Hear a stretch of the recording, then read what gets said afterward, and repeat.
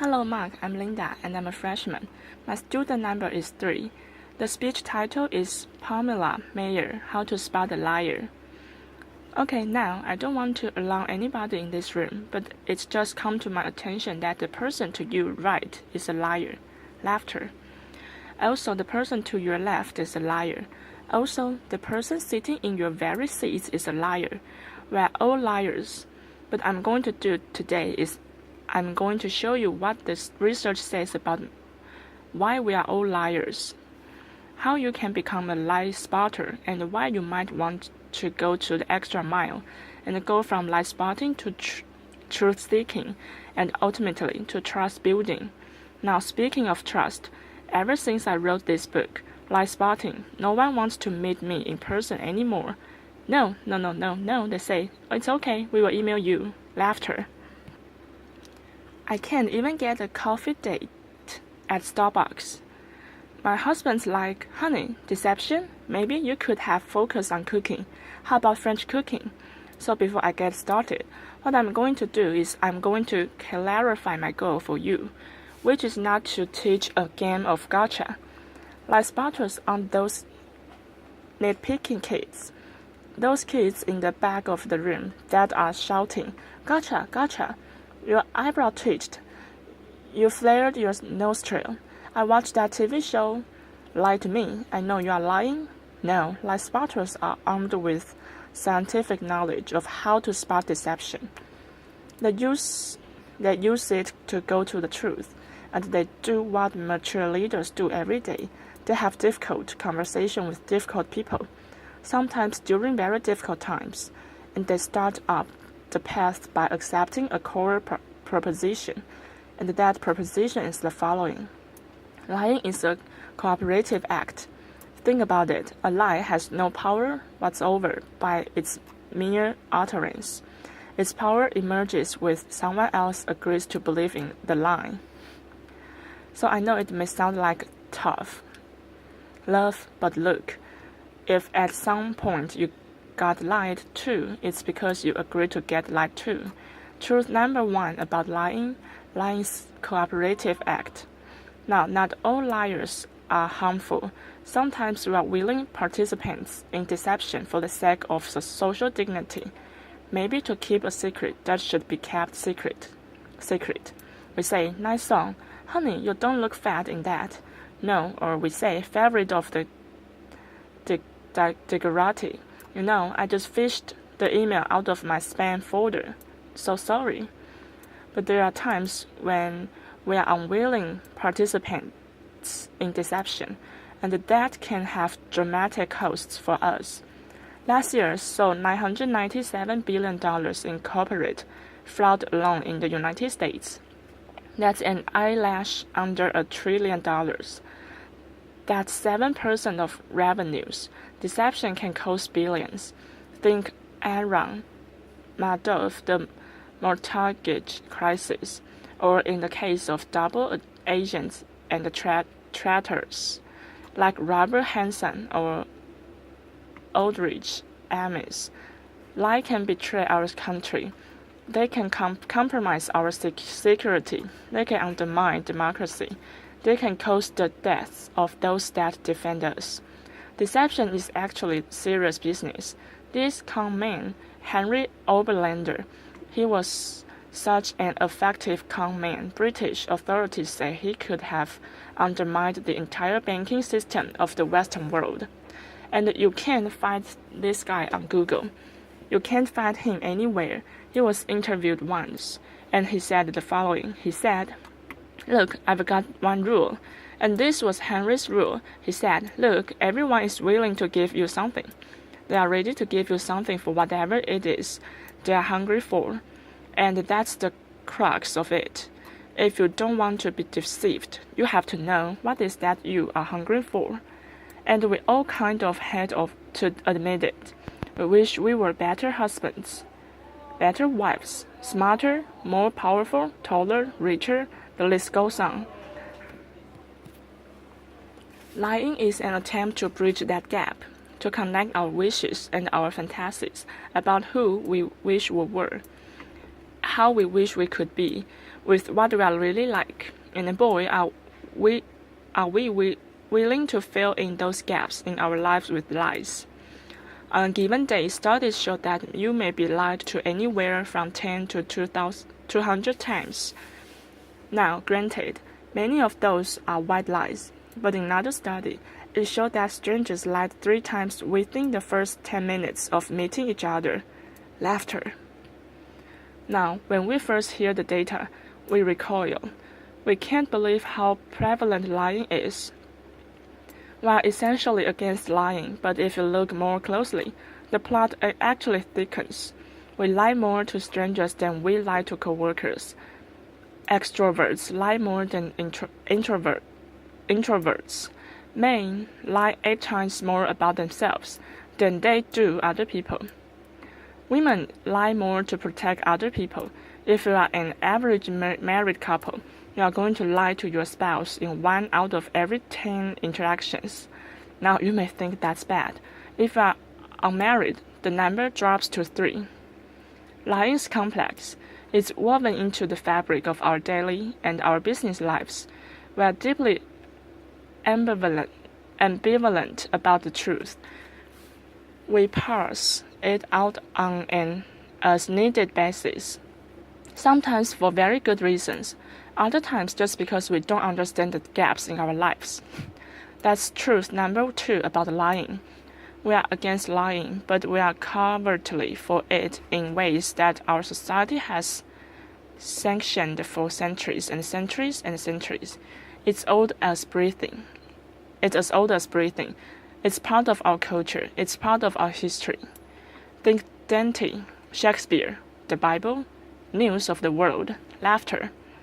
Lying has evolutionary value to us as a species. Researchers have long known that the more intelligent the species, the larger the neocortex, the more likely it is to be deceptive. Now you might remember Coco. Does anybody remember Coco, the gorilla who was taught sign language? Coco was told to communicate via sign language. Here's Coco with her kitten. It's her cute little fluffy pet kitten. Coco once blamed her pet kitten for ripping a sink out of the wall. Laughter. We are hardwired to become leaders of the pack. It starts really, really early. How early? Well, babies will fag a cry. Pause. Wait to see who's coming and then go right back to crying. 1-year-olds learn concealment. Laughter. 2-year-olds bluff. 5-year-olds lie outright. They manipulate via flattery. 9-year-olds, masters of the cover-up. By the time you enter college, you are going to lie to your mom in 1 out of every 5 interactions. By the time we enter this world, and we are breadwinners, we enter a world that is just cluttered with spam, fake digital friends, partial media, ingenious identified thieves, world-class Ponzi, schemers, a deception epidemic. In short, what one author calls the post-truth society. It's been very confusing for a long time now. What do you do?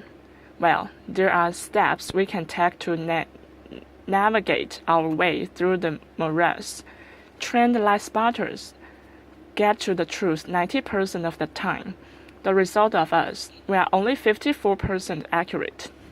Why is it so easy to learn? There are good liars and bad liars. There are no real original liars. We all make the same mistakes. We all use the same techniques. So what I'm going to do is I'm going to show you 2 patterns of deception. And then we are going to look at the hot spots and see if we can find them ourselves. We are going to start with speech. Video, Bill Collington. I want you to listen to me. I'm going to say this again. I did not have sexual relations with that woman, Miss Lewinsky. I never told anybody to lie. Not a single time. Never. And these allegations are false. And I need to go back to work for the American people. Thank you. Applause. Pamela Meyer. Okay. What were the telltale signs. Well, first we heard what's known as a non-contracted denial. Studies showed that people who are over-determined in their denial will resort to formal rather than informal language. We also heard distancing language. That woman. We know that liars will unconsciously distance themselves from their subject, using languages as their tool. Now, if Bill Clinton had said, well, to tell you the truth, or Richard Nixon's favorite, in all candor, he would have been a dead giveaway for any lie spotters that knows that qualifying languages, as it's called, qualifying language like that, further discredits the subject. Now, if he had repeated the question in its entirety, or if he had prepared his account with a little too much detail, and we're all really glad he didn't do that, he would have further discredited himself. Freud had it right. Freud said, look, there's much more it than speech. No mortal can keep a secret. If his lips are silent, he chatters with his fingertips. And we all do it no matter how powerful you are. We all chatter with our fingertips. I'm going to show you Dominic Strauss-Kahn with Obama, who's chattering with his fingertips. Laughter. Now this brings us to our next pattern, which is body language. With body language, here's what you've got to do. You've really got to just throw your assumptions out the door. Let the science temper your knowledge a little bit, because we think liars fidget all the time. Guess what? They are known to freeze their upper bodies when they are lying. We think liars won't look you in the eyes. Well, guess what? They look you in the eyes a little too much just to compensate for that miss. We think warmth and the smiles convey honesty, sincerity, but a trained lie spotter can spot a fake smile a mile away. Can you all spot the fake smile here? You can consciously contract the muscles in your cheeks, but the real smiles in the eyes, the crow's feet of the eyes, they cannot be consciously contracted, especially if you overdid the Botox. Don't overdo the Botox. Nobody will think you are honest. Now you are going to look at the hot spots. Can you tell what's happening in conversation? Can you start to find the hot spot to see the discrepancies between someone's words and someone's actions? Now I know it seems really obvious, but when you are having a conversation with someone you suspect of deception, attitude is by far the most overlooked but telling or indicators. An honest person is going to be cooperative. They are going to show they are on your side. They are going to be enthusiastic. They are going to be willing and helpful to getting you to the truth. They are going to be willing to brainstorm, name suspects, provide details. They are going to say, hey, maybe it was those guys in payroll that forged those checks. They are going to be infuriated if they sense they are wrongly accused throughout the entire course of the interview. Not just in flashes, but they will be infuriated throughout the entire course of the interview. And if you ask someone honest what should happen to whomever did forge those checks, an honest person is much more likely to recommend strict rather than lenient punishment. Now let's say you are having the exact same conversation with someone deceptive. That person may be withdrawn, look down, lower their voice, pose, be kind of herky-jerky. Ask a deceptive person to tell their story. They are going to pepper it with way too much detail in all kinds of irrelevant places. and then they are going to tell their story in strict chronological order. And what the trained interrogator does is they come in very subtle ways over the course of several hours. They will ask that person to tell that story backwards. And then they will watch the squirm and track with questions produce the highest volume of deceptive tales. Why do they do that? Well, we all do the same thing. We research our words, but we rarely rehearse our gestures. We say yes, we shake our heads no, we tell very convincing stories. We slightly shrug our shoulders. We commit terrible crimes, and we smile at the delight in getting away with it. Now, that smile is known in the thread as duping delight. And we are going to see that in several videos moving forward, but we are going to start for those of you who don't know him.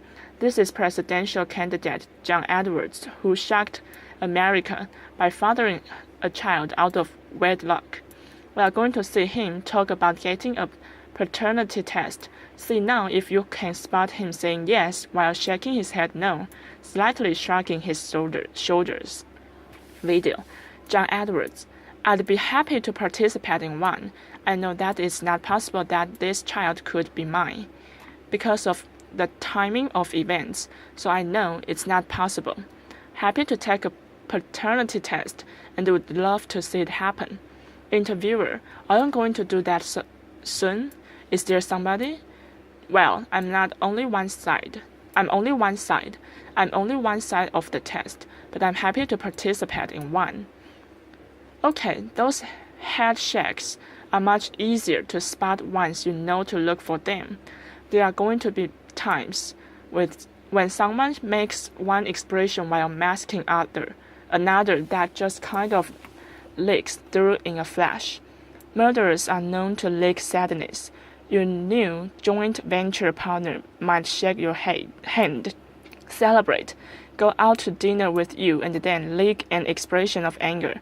And we are not all going to become facial expression experts overnight here. But there's one I can teach you that's very dangerous and it's easy to learn, and that's the expression of contempt. Now, with anger, you've got two people on an even playing field. It's still somewhat of a healthy relationship, but when anger turns to contempt, you've been dismissed. It's associated with moral superiority, and for that reason, it's very, very hard to recover from. Here's what it looks like. It's marked by one lip corner pulled up and in. It's the only asymmetrical expression. And in the presence of contempt, whether or not deception follows, and it doesn't always follow, look the other way, go the other direction, reconsider the deal, say, no, thank you, I'm not coming up for just one more nightcap. Thank you. Science has surfaced many, many more indicators. We know, for example, liars will shift their blink rate, point their feet towards an exit. They will take barrier objects and put them between themselves and the person that is interviewing them. They will alter their vocal tone, often making their vocal tone much lower. Now here's the deal. These behaviors just behaviors. They are not proof of deception. They are red flags. We are human beings. We make deceptive flailing gestures all over the place all day long. They don't mean anything in and of themselves. But when you see clusters of them, that's your signal. Look, listen. Props, ask some hard questions. Get out of that very comfortable mode of knowing. Walk into curiosity mode. Ask more questions. Have a little dignity. Treat the person you are talking to with rapport. Don't try to be like these folks on Lowe's and Orders and those other TV shows that pummel their subjects into submission. Don't be too aggressive. It doesn't work. Now, we've talked a little bit about how to talk someone who's lying and how to spot the lie. And as I promised, we are now going to look at what the truth looks like. But I'm going to show you two videos, two mothers. One is lying, one is telling the truth, and these were surfaced by researcher David Matsumoto in California. And I think they are an excellent example of what the truth looks like. This mother, Diane Downs, shot her kids at close range, drove them to the hospital while they bled all over the car, claimed a scratchy-haired stranger did it. And you will see when you see the video, she can't even pretend to be an agonizing mother. What you want to look for here is an incredible discrepancy between horrific events that she describes and her very, very cool demeanor. And if you look closely, you will see drooping delight throughout this video. Diane Downs. At night, when I close my eyes, I can see Christy reaching her hand out to me while I'm driving, and the blood just kept coming out of her mouth, and that maybe it will fade too with time. But I don't think so. That bothers me the most. Now I'm going to show you a video of an actual grieving mother, Erin Roonian, confronting her daughter's murder and torture in court. Here you are going to see no false emotion, just the authentic expression of a mother's agony. Video. Erin Roonian. I wrote this statement on the 3rd anniversary of the night you took my baby, and you hurt her, and you crushed her. You terrified her until her heart stopped, and she fought. And I know she fought you, but I know she looked at you with those amazing brown eyes, and you still wanted to kill her, and I don't understand it, and I never will. Okay, there's no doubting the veracity of those emotions. Now, the technology around what the truth looks like is progressing on. The science of it, we know, for example, that we now have specialized eye trackers in the infrared brain scans, MRIs that can decode the signals that our bodies send out when we are trying to be deceptive. And these technologies are going to be marketed to all of us as panaceas for deceit, and they will prove incredibly useful someday. But you've got to ask yourself in the meantime, who do you want on your side of the meeting? Someone who's trained in getting to the truth, or some guy who's going to drag a 400-pound electroencephalogram through the door? Lie spotters rely on human tools. They know, as someone once said, characters who you are in the dark. And what's kind of interesting is that today, we have so little darkness. Our world is lit up 24 hours a day. It's transparent with blogs and social networks broadcasting the buzz of a whole new generation of people that have made a choice to live their lives in public. It's a much more noisy world. So one challenge we have is to remember, oversharing, that's not honesty. Our manic tweeting and texting can blind us to the fact that the subtitles of human decency, character, and integrity, that's still what matters. That's always what's going to matter. So in this much noisier world, it might make sense for us to be just a little bit more explicit about our moral code. When you combine the science of recognizing deception with the art of listening, you exempt yourself from collaborating in a lie. You start up that path of being just a little bit more explicit, because you signal to everyone around you. You say, hey, my world, our world, it's going to be an honest one. My world is going to be one where truth is strengthened and falsehood is recognized and marginalized. And when you do that, the ground around you starts to shift just a little bit.